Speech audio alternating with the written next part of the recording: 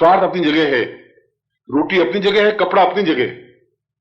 रोटी की जगह तुम कपड़ा नहीं खा सकते, कपड़े की जगह रोटी नहीं पहन सकते। इसलिए अपने गृहस्थ की समस्या अपनी जगह है। इन साधनाओं में बढ़ने की स्थिति एक अपने आप में अलग है, दोनों को आप मिक्स मत करिए। दोनों अलग अलग चीजें हैं, वह भी जीवन में जरूरी है और ये भी जीवन में जरूरी है। और तुम कहो कि गुरुजी ये जब समस्या मिटेंगी नहीं, जब समस्या मिट जाएंगी तो मैं साधना कर लूंगा।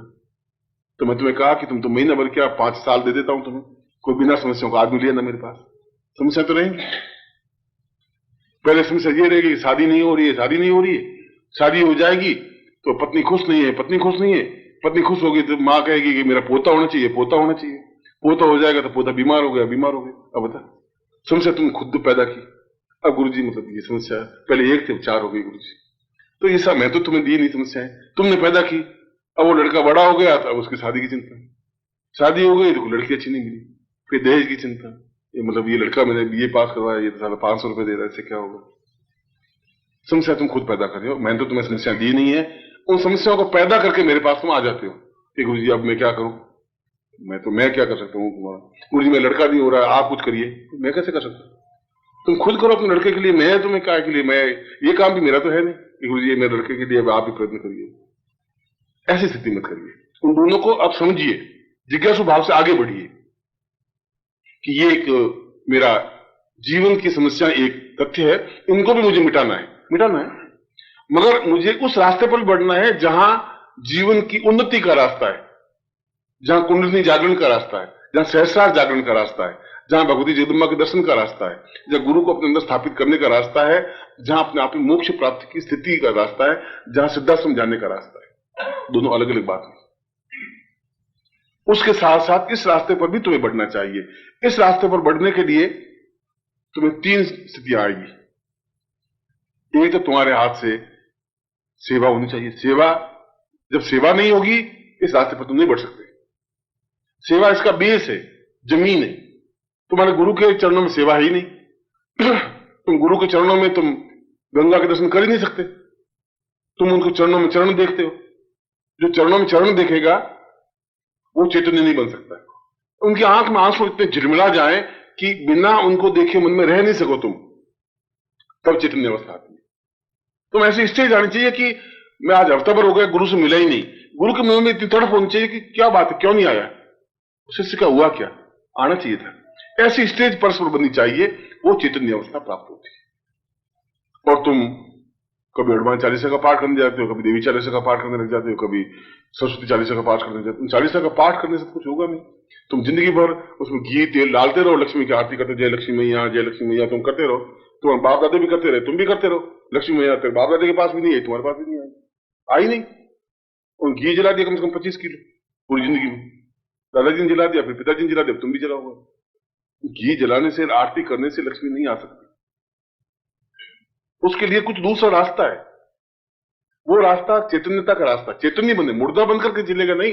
ये जो तुम्हारा जीवन है मुर्दा जीवन है। उस छोटे से घेरे में आबद्ध हो। उस छोटे से घेरे में तुम्हारी एक पत्नी, एक माँ, एक बाप, एक तुम खुद हो, एक पोते पोती और 20-25 कागज के नोट है थोड़े, बस खत्म। इसके अलावा तुम्हारे पास कुछ नहीं है। उस छोटे से घेरे से बड़े घेरे में आइए।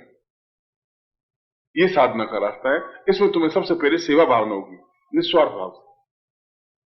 अगर तुम्हारी ये है कि मैं इसलिए सेवा कर रहा हूं हनुमान चालीसा, हनुमान जी को 5 रुपए भोग लगाऊं कि मुझे लॉटरी खोल दे, तो हनुमान जी खुद अपनी खोल देंगे, तुम्हारे क्या खोलेंगे।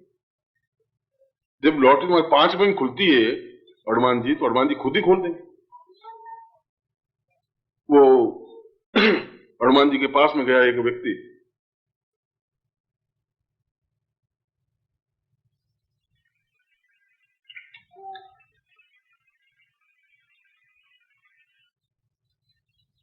एक हनुमान जी का मंदिर था, उससे 1 किलोमीटर दूर एक राम जी का मंदिर था, श्री राम और सीता और लक्ष्मण।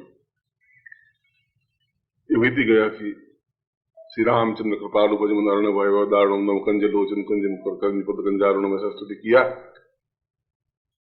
और उसने भगवान राम खुश हुए। उसका बच्चे बोल कैसे आया, उनकी मेरी पत्नी खो गई। उनका देख भाई ये डिपार्टमेंट मेरा नहीं, ये 1 मील दूर हनुमान जी बैठे, ये वो काम करते हैं। मेरी खुद की पत्नी खो गई थी तो मैं तो ढूंढ नहीं सका, तो हनुमान जी। तुम आ जा। तो डिपार्टमेंट बंटे हुए।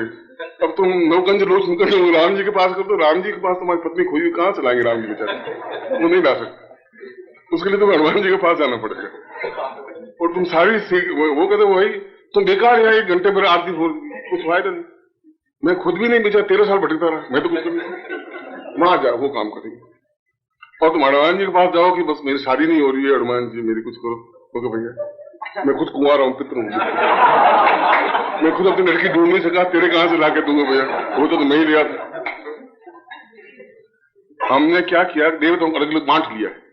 ये देवता ये काम करेंगे, ये देवता ये काम करेंगे, ये देवता ये काम करेंगे।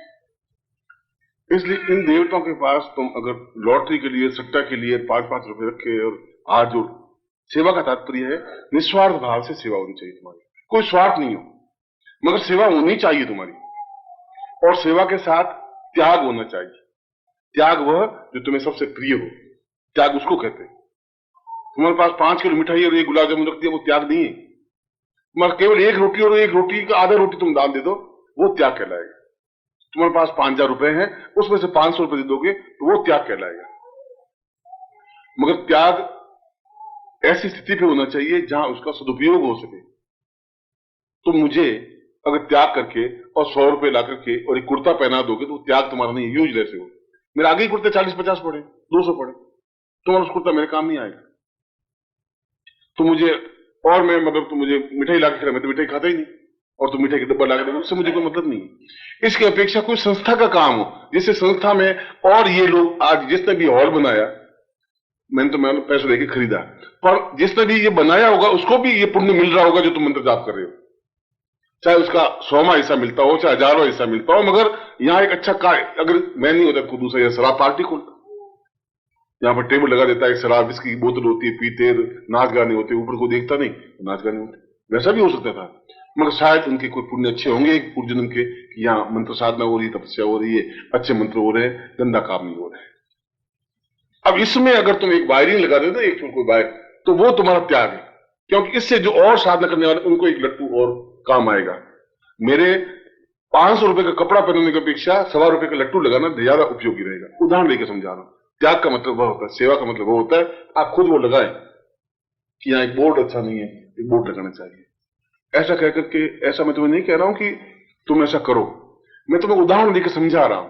चाहे ये हो, चाहे संतोषी माता का मंदिर हो, चाहे जगदम्बा का माता का मंदिर हो, कहीं पर भी जहां त्याग की प्रवृत्ति होती है वहां त्याग भावना तुम्हारी होनी चाहिए, और जहां जरूरत हो वहां तुम्हें करनी चाहिए। सेवा, सेवा के बाद त्याग, त्याग के बाद समर्पण। जहां तुम्हारा समर्पण की भावना है, समर्पण का मतलब है कि आप जो कुछ है अपनी तरफ से पूरी समर्पित कर दीजिए, अपने आप को उसमें लीन कर दीजिए। जब समर्पण हो जाएंगे तब सब कुछ प्राप्त हो जाएगा। जब लोटा बिल्कुल खाली हो जाएगा तो पूरा भर जाएगा। अगर तुम्हारे चित्त पर पूरा चित्त भरा हुआ है, दिल भरा हुआ है, पूरा ललाट भरी हुई है, तो उसमें मैं नए अक्षर नहीं लिख सकता कोई भी, मेरा उपदेश बेकार जाएगा। तुम्हारा बिल्कुल कोरा कागज लेके आओगे तो उसमें जो भी पंक्तियां लिखूंगा वो तुम पढ़ सकोगे। पहले से भरा हुआ, उसमें झूठ, छल और कपट और व्यभिचार, बदमाशी, छल और सब कुछ लिखा हुआ है, सब भरा हुआ है कागज। अब उसमें क्या लिखूंगा, मैं कहां से लिखूंगा? समर्पण का मतलब है कि जो कुछ मैं आज खाली हूं, बिल्कुल आपके चरणों में हूं, अब आप जो कुछ मुझे बनाना चाहें बनाइए, क्योंकि अभी तक की जिंदगी मैंने जी ली, अब आप मुझे जी के दिखाइए कि मैं क्या करूं, कैसे करूं। जो आप कहेंगे वैसा करूंगा। फिर उसमें तुम्हारा पद काम नहीं आएगा कि तुम बहुत महान हो, ये कोई वैल्यू नहीं रखती। फिर तुम करोड़पति हो, ये भी कोई वैल्यू नहीं रखता। समर्पण का मतलब है तुम कुछ हो ही नहीं। फिर तुम समर्पण भी करो और एक कुर्ते का करोड़ का झटकोर, मैं मतलब एक ऑफिसर हूं, तो तुम्हारा समर्पण नहीं है फिर वो। या तुम बहुत विद्वान हो, वो समर्पण नहीं है। समर्पण का मतलब है तुम कुछ नहीं हो, मैं बिल्कुल खाली हूं। अब मेरे पास न पद है, न प्रभुता है, न पैसा है, न धन है, न दौलत है, वो जो कुछ है मेरे घर में पड़ा है। यहां पर भी जो मैं हूं वह बिल्कुल पूर्ण भाव से आपको समर्पित हूं। यह समर्पण। जब ये स्थितियां आती हैं तब उस चैतन्यता से शिष्यता में आता है, तब वो शिष्य बनता है। शुरू में शिष्य नहीं बनता, पहले जिज्ञासु बनता है, फिर चैतन्य बनता है। चैतन्य के 3 बिंदु उसके जीवन में आते हैं, 3 बिंदु आते हैं तो शिष्य बनता है। और जो शिष्य बन जाता है, शिष्य का तात्पर्य है संस्कृत में इसका अर्थ है नजदीक जाना। शिष्य और गुरु के नजदीक जाता है। नजदीक जाने का मतलब ये नहीं कि आप बिल्कुल उसके सीने सीना भिड़ा के खड़े हो जाओ। ये शिष्य का मतलब नहीं है। गुरु जी आपने कहा था, मैं हैदराबाद में गया अभी 4-5 साल पहले की बात है। मैं गुरु पूर्णिमा का अवसर था और मैं गंगोत्री से आ रहा था। उसमें से कई लोग यहाँ होंगे साथ में। वहां एक शिष्य था, उसने बड़ा आयोजन अच्छा किया। उन सब कम से कम 200 शिष्य मेरे साथ में थे। उनको ठहराने की व्यवस्था, भोजन की व्यवस्था बहुत अच्छी की। जब हम हैदराबाद में घुसे तो उसने बैंड बाजे लाया, बेचारे ने खूब खुशी मनाई। जिस धर्मशाला में या जिस जगह पर हमें ठहराने की व्यवस्था थी, वो गेट पर वो खड़ा हुआ आरती लगा करके, और उसमें बड़ी बड़ी बत्तियां लगाई थी, मोटी मोटी बत्तियां, रुई की, घी की भर करके बत्तियां लगाई। और बत्तियां लगाने के बाद जब मैं घुसने लगा, आरती करने लगा, स्वामी गुरु आरती होती है, गुरु की आरती करके उसको अंदर ले, तो मैं भी खड़ा हुआ, मेरी वाइफ भी साथ में थी, पीछे से भी थे। अब वो ठेठ आरती लाते लाते ठेठ यहां तक ले आए। अब मैं मुंह नीचे करो, ठेठ और लाया, मैं अब पीछे तो गर्दन अब कितनी जाएगी थे। अब मैं संकोच के मारे, और उनके भी बेचारे भाई बहन संबंधी रिश्तेदार, मैं अब कुछ कहूंगा तो इसको बुरा लगेगा, मैं कहा नहीं कहूंगा तो मेरे बाल जलेंगे, अब मैं महान बन जाऊंगा। तो मैं और ये पीछे कर दो और जय गुरुदेव दयानिधि। अब मैं दयानिधि नहीं, अब तो अस्पताल निधि हो जाएगा। तो मैं हाथ से उसकी आरती को, ये क्या? अरे मैंने कहा भाई आरती क्यों नहीं करती ऐसा, आप कब गवाते? मैंने कहा एक बार आया तो फंस गया, इसका मतलब ये थोड़ा तो मुझे सीधा यहाँ अस्पताल घर ही पहुंचा दो। मैंने तुम दूर से आरती करो। नहीं गुरु जी, बार बार थोड़ी होता है ऐसा मौका, बार बार थोड़ी आता है, आज ही आया। और वो आरती नजदीक डाला, उसकी लपट मेरे लगे, वो दयानिधि ने हितकारी, वो बहुत मुश्किल से पूरी हुई। तब तक मेरा शरीर, वो चेहरा लाल सुर्ख ऐसा हो गया। मैंने वाइफ बेचारी घबराई, सोचा कुछ हो गया गड़बड़। वो मेरी तरफ ताके, मेरे हाथ से टल्ला मारे। तुम टल्ला मार, मैं अब क्या कर सकता हूँ, मैं तो फंसा हुआ हूँ यहाँ शिष्यों के बीच में। अब वो दीन हितकारी तो हो गया, तो ये हितकारी हो, कोई भला करे, मेरा तो मर्जी इनकी बात। तो शिष्य का मतलब ये नहीं है कि वो जैसे मेरे नजदीक आके, ऐसा नहीं है कि तुम बिल्कुल कल आके सीने से भिड़ करके खड़े हो जाओ कि लो गुरु जी आपने कहा नजदीक जाना, आ गया मैं आपको। मेरी हड्डियां तोड़ने की जरूरत नहीं है, प्राणों से प्राण जुड़ने की क्रिया है। आप हृदय से जुड़े, नजदीक आने का शिष्य का मतलब है। फिर जब 30 स्टेज में शिष्य होता है, वो फिर नजदीक आता है। नजदीक आने का मतलब ये होता है कि फिर उसका चिंतन खुद का कुछ नहीं होता, फिर उसमें कुछ प्रश्न भी नहीं होते, फिर ये भी चिंतन नहीं होता कि आड़मास का आदमी है, एक देवता है कि क्या है। उसके जीवन में ये सब कुछ है, गुरु है, गुरु ब्रह्मा, गुरु विष्णु, यही सब कुछ।